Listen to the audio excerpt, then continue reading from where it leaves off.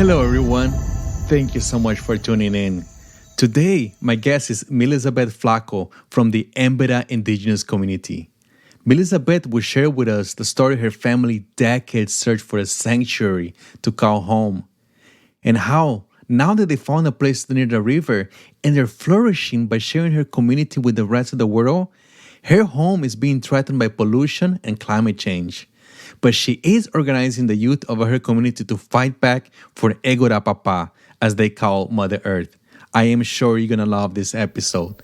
Stay tuned. Mera, dije hola en mi idioma. Mi nombre es MiLizbeth Flaco. I said hello in my native language. My name is MiLizbeth Flaco. I'm going to tell a bit of the story. We are originally from the province of Darién here in Panama, connected to the border with Colombia. We decided to leave our territory because it is very close to Colombia. There was a lot of conflict with the guerrillas. The Emberá are in the middle of the conflict and always have been.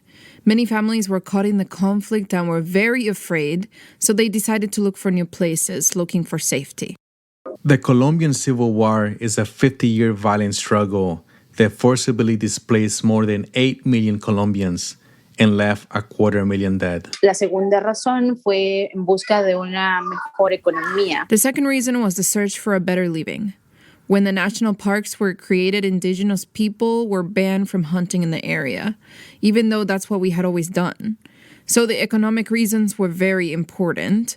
So many families were moving precisely for that reason. MiLizbeth is referring to a common practice around the world where national parks are created and indigenous peoples get evicted or are prohibited from hunting in their traditional lands that now have turned into national parks. Y la última razón fue en busca de una mejor educación. And the last reason was in search of a better education. My dad always told me, since when he was little, he was a dreamer, like any other child. He wanted to study. But the community we were from didn't have a high school or university, so he could only do elementary school. That's as far as he could go. When he already had his family, he said, well, I need to move. I need to get out to be able to give my children the education I was never able to receive. This is where my family's adventure or story begins. Her dad sets out on a journey across many places and many years to find a place to call home. Luego, mi papá no encontraba. My dad searched many places, but he couldn't find a place to call home. A place that he could say, this is my place and I will never have to leave. So he kept looking and looking until in 2007, when we arrived in this territory. I was 10 years old and I remember it perfectly. The lake was so beautiful, clear water, no trash. We, the Emberás, have always been connected to a river or a lake. Wherever we go, we need to be close to water. With a home near the river, her family starts to flourish in a very interesting way. The community started with the purpose of a better life for all of us. Better economic opportunities, better education, better access to hospitals, and those things were made possible through tourism. Having tourists come to visit her home and her community, it's a way to share her culture with the rest of the world.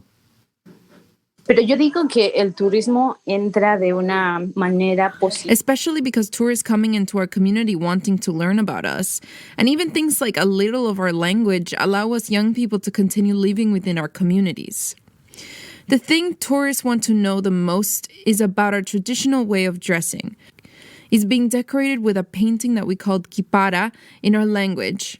In Spanish, they call it agua. It's the juice of a fruit. So people usually ask, is that a permanent tattoo or did it hurt a lot to paint it? How long did it take? How do you do that? The tourism leads her to be able to stay in her community and not leave to the city for jobs. Siempre hablo de mí, de mi ejemplo, de que I use myself as an example.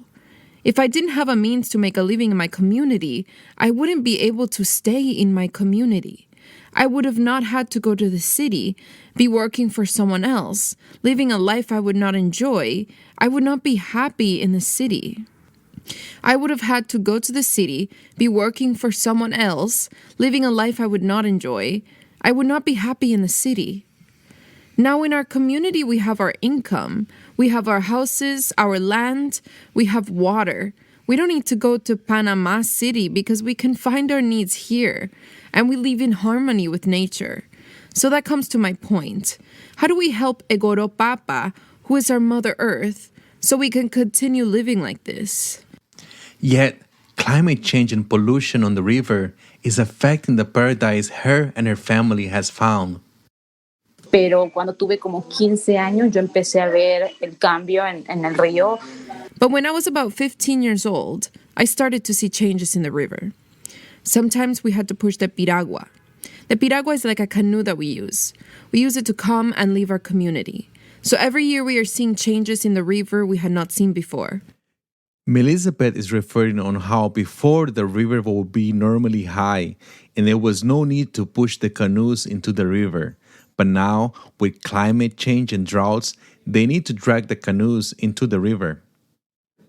I said it's because of all the garbage that non-Indigenous people are throwing in the river. It harms us, but they don't care.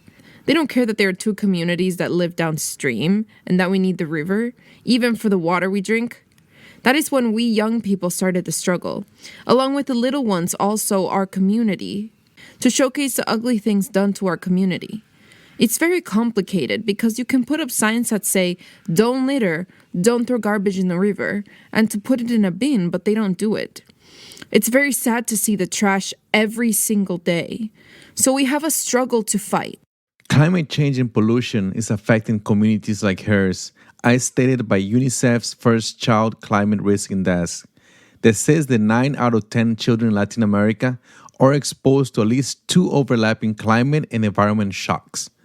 What MiLizbeth is doing by empowering the youth of her community on the forefront of climate resilience is an example we can all learn from and help support. Despite doing it constantly from time to time, usually every week, we meet with the children, with the other young people to pick up the garbage that is in the lake. So we do it from time to time. We sometimes use social networks to spread that news. It bothers me a lot because, as I told you, we at Emberá have a very strong connection with water. It's very important to us. We live from it, and seeing that they're dirtying it and no one is doing anything about it. It angers me a lot, but I believe that it is a fight that is not going to end. Y que debo continuar con esto y que no me voy a rendir y no, voy a hacer que los niños sigan con ese proceso también. And I must continue with this. And I'm not going to give up. And I will make sure the children continue with keeping our rivers clean too. Before leaving, MiLizbeth shares with us her final thoughts. Primero, entender a los pueblos indígenas. First, understand that we Indigenous people are the guardians of the forest. Second, is that if people want to help us, I think they can learn and share what we are doing inside our communities. Not to litter. Everyone can help by sharing this message on social media. This will help us a lot. Help the protectors of Egoró Papa, the name of Mother Earth, in our language. Thank you everyone for listening. If you want to connect with MiLizbeth, check out the links on the show descriptions. And if you enjoyed this episode, share it with a friend. Give us a rating on Apple Podcasts, as this is how we spread our message. Thank you. Agoje.